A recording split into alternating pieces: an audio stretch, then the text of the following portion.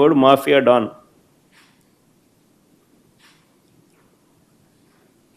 ఆ జోన్కు ఆయన కింద సిఐలు, ఓ డిఎస్పి, అదే ఆయన ఆర్మీ.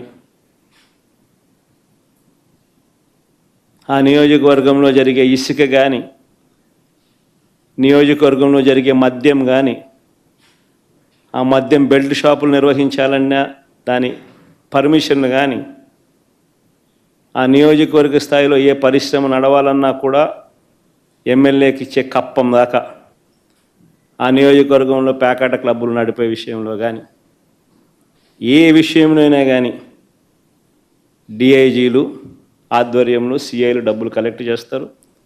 వీళ్ళు ఎమ్మెల్యేలకు ఇస్తా ఉన్నారు రివర్స్.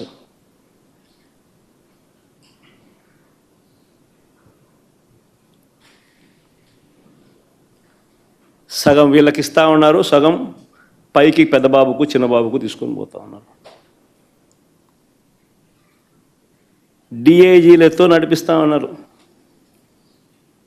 కలెక్షన్ కార్యక్రమాన్ని.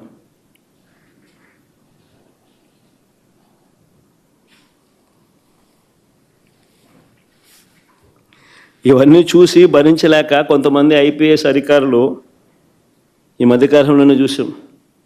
Siddharth Kaushal youngster, young IPS officer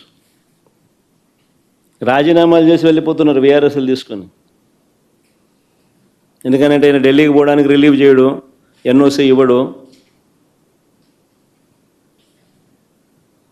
so ఇక్కడే ఉండి ఈయనతో వేధింపులు ఎందుకు అని చెప్పి ఏకంగా రాజీనామాలు చేసి వెళ్ళిపోతున్నారు వీఆర్ఎస్లు తీసుకుని.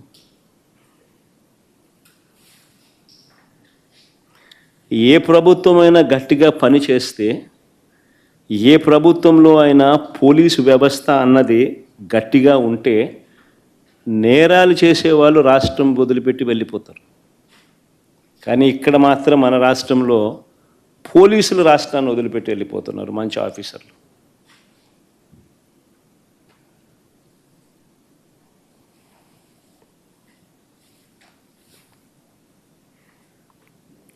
నేను అడుగుతా ఉన్నా, చంద్రబాబు నాయుడు గారు ఇన్ని సంవత్సరాలు 45 ఏళ్ళ ఇండస్ట్రీ అంటాడు, ఇన్ని సంవత్సరాల రాజకీయ జీవితం అంటాడు.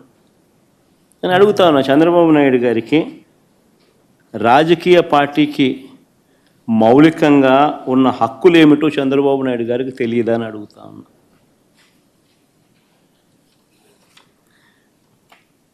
మరి పెద్ద మనిషి ఇన్నాళ్ళు రాజకీయాలు ఎలా చేశాడని అడుగుతా ఉన్నా. మీటింగులు పెట్టుకోవడము, ప్రజల దగ్గరకు వెళ్ళడము, ప్రజలను చైతన్య